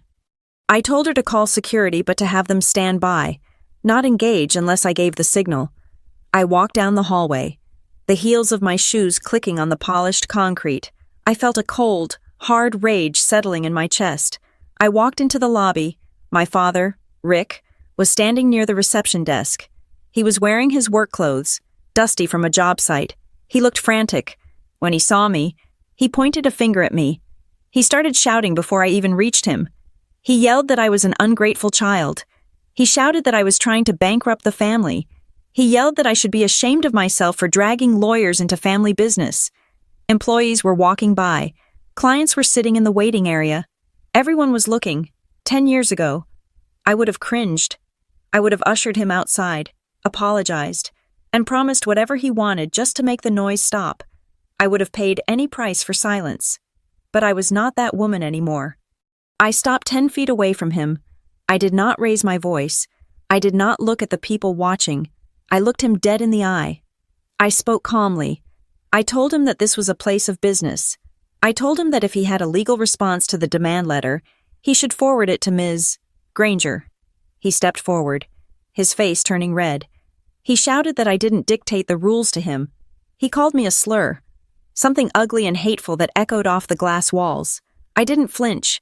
I turned to the security guard, a man named Marcus, who I greeted every morning. I nodded once. Marcus stepped forward. He was 6'4" and built like a linebacker. He placed a hand on my father's shoulder. He told him firmly that it was time to leave. My father looked at Marcus, then at me. He saw the lack of fear in my eyes. He saw that his tantrum was not generating compliance. It was generating a trespassing charge. He spat on the floor. He told me I was dead to him. Then he turned and walked out. I watched him go. I turned to the receptionist and apologized for the disruption. I told her that if he returned, she was to call the police immediately. I went back to my office and closed the door. I sat there for a long time, staring at the phone. I realized then that there was no bottom. There was no line they wouldn't cross. They were willing to jeopardize my livelihood, my reputation, and my safety just to keep their control over me. They didn't want a daughter. They wanted a resource. And when the resource stopped producing, they tried to destroy the machine. That afternoon, As the 72-hour deadline approached, the guerrilla warfare began. Kendra, realizing she was losing miles and that I wasn't cracking, took to the court of public opinion. My phone started lighting up with messages from distant relatives and family friends. Kendra was telling people that I was the one who had scammed her. She was spinning a story that I had managed her finances and embezzled money, and that the loans were just me returning what I stole. It was a desperate, nonsensical lie, but lies travel faster than truth. I saw a post on social media where a cousin asked, "How could Quinn do that to her own sister?" I did not engage in a comment war. I did not write a long defense. I simply opened my digital archive. I found the screenshots of text messages where Kendra begged for money. Text from Kendra. 2 years ago. "Quinn, please, I'm desperate. I swear I'll pay you back next week. Just loan me the rent money. I'll sign whatever you want." Text from Kendra. 3 years ago. "Don't tell Miles I asked. I'll pay you back when the bonus hits. I promise." I sent these screenshots directly to the cousins who were spreading the rumors. I added a simple caption, "Receipts don't lie, people do." The rumors died within an hour. The silence that followed was heavy. Finally, at 4:55 in the afternoon, 5 minutes before the deadline, Natalie Granger called me. I picked up on the first ring. I asked her if they had settled. Natalie's voice was professional, but I could hear a hint of steel in it. She said they had not settled. She said she had just received a response from an attorney representing Kendra and my parents. They were denying the validity of the debt. They claimed the money was a series of gifts, and then came the kicker. They were threatening to countersue for emotional distress and defamation of character regarding the birthday party. I sat back in my chair. I looked at the view of Willow Briar outside my office window. Most people would have been terrified. A countersuit sounds scary. It sounds expensive. But I smiled. A genuine, calm smile. I told Natalie that was perfect. She asked me why I thought it was perfect. I told her that a lawsuit meant discovery. It meant subpoenas. It meant forensic accounting. It meant that they would have to sit under oath and answer questions about where the money went. It meant they couldn't hide behind family tradition or jokes. I told her that for 30 years, they had been playing a game where the rules changed every time I started to win. They moved the goalposts. They rewrote history. But in a courtroom, you cannot gaslight the judge. You cannot cry your way out of a bank statement. I told Natalie to file the papers. I told her I was ready. I said that finally. After all this time, we were going to play by the rules. The transition from a family feud to a legal proceeding is like moving from a wrestling ring into a sterile operating theater. There is no cheering crowd. There is no microphone. There are only bright lights, cold metal, and the dissection of truth. The weeks following the deadline were not filled with screaming matches. They were filled with the quiet, suffocating accumulation of paper. Kendra's attorney, a man who seemed to specialize in bluster over substance, tried to paint the narrative that I was a bitter sibling trying to retroactively convert generous gifts into loans. In his initial filings, he described our family dynamic as communally supportive, a fancy legal phrase for Quinn pays for everything. But the paper trail I had built was a fortress. Every time they claimed a transfer was a gift, Natalie countered with a text message from that same day, promising repayment. Every time they claimed ignorance, we produced an email acknowledgement. However, the true rot at the center of my family was not fully exposed until Natalie called me on a Tuesday afternoon. Her voice was different. It lacked the usual professional detachment. She sounded angry. She asked me to come to her office immediately. When I arrived, she had a single document on her desk.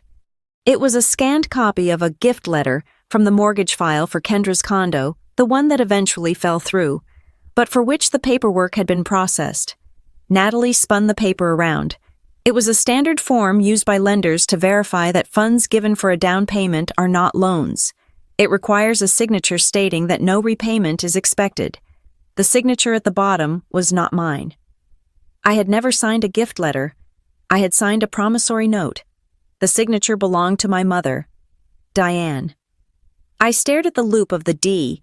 My mother had signed a document certifying that the funds she knew I had loaned Kendra with a contract were actually a gift from the family.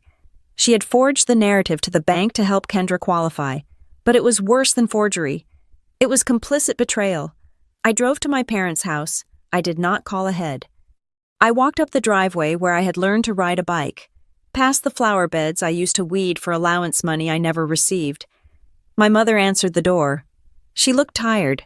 When she saw me, her face crumpled into a mask of tragic hope. She thought I was there to apologize. I held up the copy of the letter. I didn't yell. I asked her simply if she knew. She tried to look away. She mumbled that she just wanted Kendra to get the condo. She said Kendra was so happy about the place. I asked the question that had been haunting me since I left Natalie's office. I asked her if she signed it because she believed Kendra would pay me back, or if she signed it because she knew that if Kendra didn't pay, I would just absorb the loss like I always did. My mother looked at me. For a fleeting second, the mask slipped. I saw the calculation in her eyes. She didn't answer. She didn't have to. She had gambled with my financial safety to buy Kendra's happiness, assuming I was too weak to ever call the bluff. I turned around and walked back to my car. She called after me, saying I was being hard. She was right. I was becoming as hard as the diamond they had never bought me. The next domino to fall was Miles. Kendra had been counting on Miles to present a united front. She needed him to be the dutiful husband who was shocked by his sister-in-law's cruelty. But I had given Miles the red pill, and he could not go back to the Matrix. He did not just move into a hotel. He hired his own counsel. When the news hit that Miles was filing for a legal separation and requesting a forensic accounting of their marital assets, Kendra's defense imploded. She could no longer claim that we were confused by Quinn's demands. There was no we. There was just her, standing alone in the spotlight she had craved. But the light was harsh and unforgiving. I heard from a mutual friend that Kendra had a panic attack in a grocery store. She had tried to pay for her groceries, and her card was declined likely because Miles had frozen their joint assets. For the first time in her life, she was experiencing the financial reality she had forced me to live in for a decade. But the final twist, the one that turned the tide completely, was hidden in the fine text of the promissory note I had found on my hard drive. The one for the $5,000 bridge loan. Natalie had been reviewing the boilerplate language of the template I had downloaded years ago. I had chosen it randomly from a legal website, thinking it looked official. I hadn't understood the power of what I was asking Kendra to sign. Natalie pointed to Clause 4, Section B, Security Interest. The borrower agrees that until the principal and interest are paid in full, this note shall be secured by a lien on the borrower's current or future real property. I stared at the words. Kendra had signed it. She had signed it because she never intended to pay it back, so the words meant nothing to her. She thought it was play acting, but in the state of Colorado, a signed agreement granting a security interest is enforceable. Natalie looked at me. She told me that we could file a lien against Kendra's house, the house she was currently living in, the house she was terrified of losing because it was the only symbol of status she had left. If we filed the lien, she could not sell the house. She could not refinance. And if we pushed for a judgment, we could technically force a sale to satisfy the debt. Kendra must have been informed of this by her lawyer, because that evening, my phone rang. It was a number I didn't recognize. I answered. It was Kendra. Her voice was unrecognizable. It was small, broken, and stripped of all the theatricality. She begged. She didn't yell. She didn't accuse. She just begged. She asked me not to take the house. She said it was all she had. She said Miles was leaving her. She said she was drowning. Then came the offer. She whispered that she would sign whatever I wanted. She said she would pay me back every cent over the next 10 years. She said she would admit she was wrong. But she had one condition. She wanted a non-disclosure agreement. She wanted the settlement to be sealed. She wanted to keep the invoice incident and the lawsuit out of the public record. She wanted to preserve the last shred of her reputation. She told me that I could have the money, or I could have the truth, but I couldn't have both. I sat in my living room, looking at Ethan playing with our son on the rug. I thought about the years of gaslighting. I thought about the whispers at family gatherings. I thought about the way she had tried to destroy me at my own birthday party. She wanted to buy the shadows back. She wanted to pay me to help her put the mask back on. I told her that I did not want her house. I told her I had my own house, but I told her that I was done negotiating in the dark. I said that the darkness was where she thrived. and I was no longer willing to live there with her. I refused the NDA. I refused the secrecy. I hung up. The fallout from that refusal rippled through the extended family.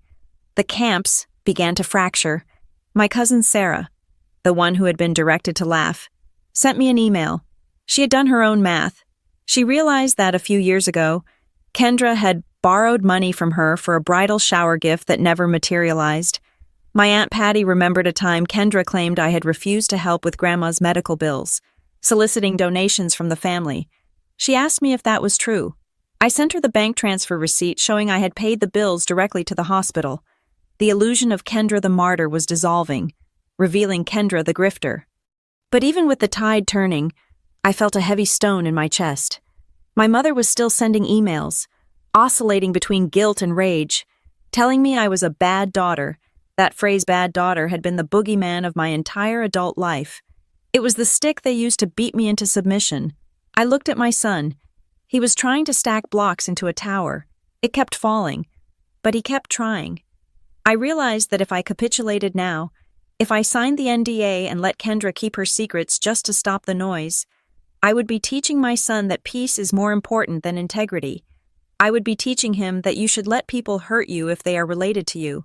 I decided that I didn't care about being a good daughter by their definition. Their definition was a lie. I wanted to be a mother who could look herself in the mirror. I called Natalie. I told her to proceed.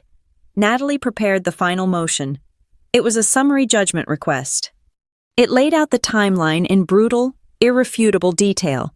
Exhibit A. The request for funds. Exhibit B. The transfer. Exhibit C. The use of funds for luxury items. Forensic tracing. Exhibit D. The defamation, the birthday invoice. Exhibit E. The lien.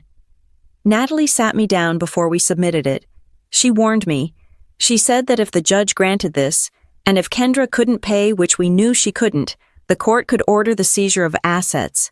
Kendra could lose her home. She could be bankrupt. Natalie asked me if I was prepared to be the person who did that to her sister. I looked at the stack of papers. I thought about the $28,000 invoice Kendra had handed me with a smile. She had tried to bankrupt me emotionally. She had tried to steal my dignity. I told Natalie that I was not trying to destroy Kendra. I didn't want her on the street. I didn't want her to suffer. I looked Natalie in the eye and said the words that had been forming in my mind for weeks. I said that I didn't want to win. I just wanted to stop losing. I wanted the bleeding to stop. And if Kendra had to lose her house to learn that she couldn't spend my life, then that was a lesson she bought for herself. I told Natalie to file the motion. The legal machinery clicked into gear. The deadline for the settlement had passed. The offers were off the table. We were going to court.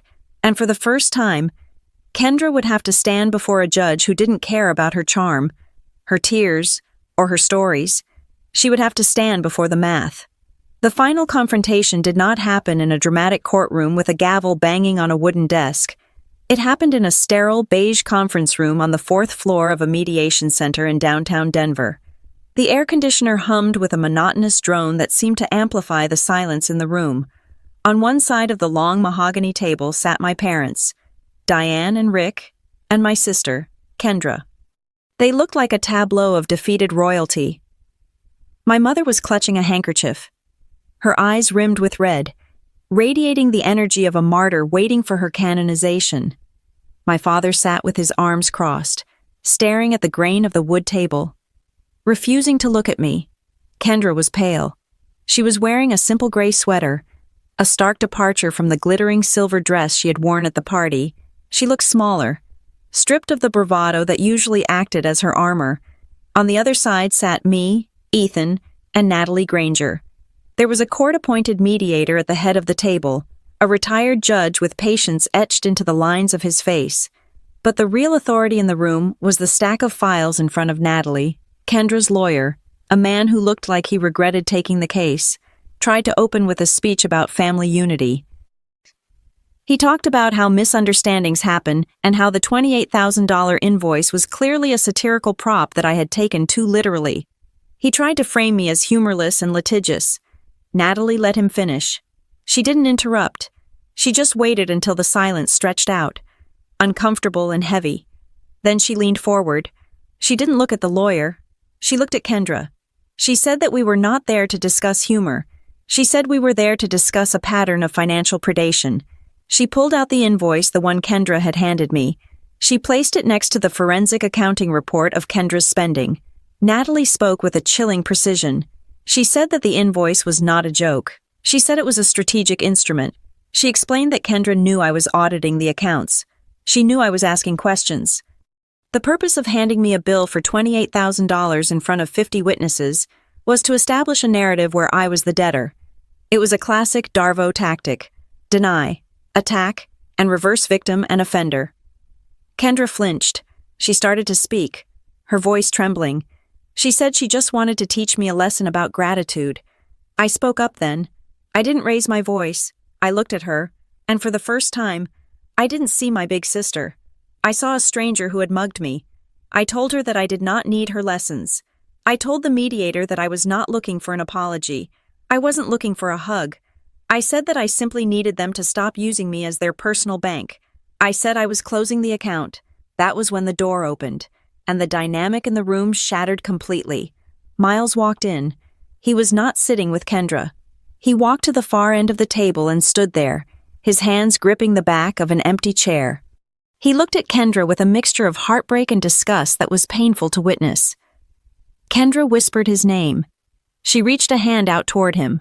Miles didn't move. He spoke to the mediator, but his eyes were on his wife. He said that for 5 years. Kendra had told him that the reason their savings account never grew was because they were helping me. He said Kendra had painted a picture of me as a helpless, incompetent screw-up who was constantly on the verge of eviction. He said that every time he asked why they couldn't afford a vacation or a new car, Kendra told him that they had to send money to Quinn. He pulled a piece of paper from his pocket. It was the email Kendra had sent to her friend, scripting the laughter for the party. He said that Kendra had to humiliate me publicly because if she didn't, if I was seen as successful and independent, her lie to him would fall apart. She needed me to be the failure so she could be the savior. He looked at Kendra and told her that he was filing for legal separation. He said he could forgive bad credit, but he could not forgive a decade of character assassination against her own sister. The silence that followed was absolute. Then Kendra exploded. It wasn't a cry. It was a scream. She stood up, her chair clattering back against the wall, but she didn't yell at me. She didn't yell at Miles. She turned on our parents. She screamed at Diane. She asked why they let her do it. She shouted that they were the ones who told her she was special. She said they were the ones who told her she deserved the best of everything. She said they had raised her to be the star and me to be the audience. She pointed a shaking finger at Rick. She said that every time she needed money, he told her to ask Quinn. She said they made her feel like it was my duty to support her lifestyle because I was the boring one with the steady job. My mother gasped, clutching her chest. My father looked like he had been slapped. It was the raw, ugly truth of our family dynamic, vomiting itself out onto the conference table. They had fed Kendra on a diet of expectations and entitlements, and they had fed me on a diet of obligation. They had created a monster, and now they were shocked that it was eating them. I watched them turn on each other. I felt a strange detachment. I wasn't part of this anymore. I was just the observer. Natalie waited for the shouting to die down. Then she played the final card. She cleared her throat. She picked up the document with the lien clause, the one attached to the bridge loan I had given Kendra for the condo down payment. She spoke to Kendra's lawyer. She said that while this emotional display was illuminating, we had a legal reality to address. She reminded them that my loan to Kendra was secured by her property. She said that if a settlement was not reached and signed in this room within the next hour, we would be filing to foreclose on the lien. Kendra stopped crying. She looked at Natalie. She realized that this wasn't a game. This wasn't a family dispute she could charm her way out of. This was property law. She looked at me. She asked if I would really take her house. I looked back at her. I thought about the car loan she stuck me with. I thought about the nail salon visits paid for with my emergency fund. I told her that I didn't want her house. I told her I wanted my life back, and the price of my life was her compliance. The negotiation that followed was swift and brutal. Natalie drove the terms like a tank. We structured a repayment plan. It was realistic, meaning it would take years, but it was legally binding. Kendra's wages would be garnished. The lien would remain on the house until the debt was paid in full, meaning she couldn't sell it or refinance it without paying me first. We drafted the paperwork to remove my name from the car loan immediately. She would have to refinance it in her own name or sell the car. We included a strict no-contact order regarding my workplace. If Rick or Kendra ever showed up at Crestline again, it would trigger an immediate financial penalty. Then, we got to the final point. The one that mattered more to me than the money. Kendra's lawyer asked if we were done. I said no. I said there was one more thing. I pulled out a laptop. I had drafted an email. I told them that the settlement was contingent on Kendra sending this specific email to the entire family distribution list, the aunts, the uncles, the cousins, the neighbors who had been at the party. Kendra read the screen. Her face went red. The email was simple. It stated that the invoice presented at Quinn's birthday party was a fabrication. It stated that Quinn Butler did not owe the family money. It stated that, in fact, Quinn had provided significant financial support to the family over the last decade. It apologized for the deception. Kendra looked at me with pure hatred. She said she couldn't send it. She said it would humiliate her. I leaned forward. I spoke softly. I told her that she had been willing to humiliate me for free. I told her that now. The truth had a price tag. I pointed to the lien document. I told her she could send the email, or she could explain to her neighbors why her house was being foreclosed on by her younger sister. She looked at Miles. He wasn't looking at her. He was looking at his wedding ring, twisting it on his finger. She looked at our parents. They were staring at the floor, unwilling to save her because they were too busy trying to save themselves from the shame. Kendra reached out. Her hand was shaking so badly she could barely control the mouse. She clicked send. I watched the screen. I saw the message sent notification. I didn't feel a surge of joy. I didn't feel like jumping up and down. I felt a massive, physical exhalation, like a corset had been unlaced from my ribs after 10 years. I stood up.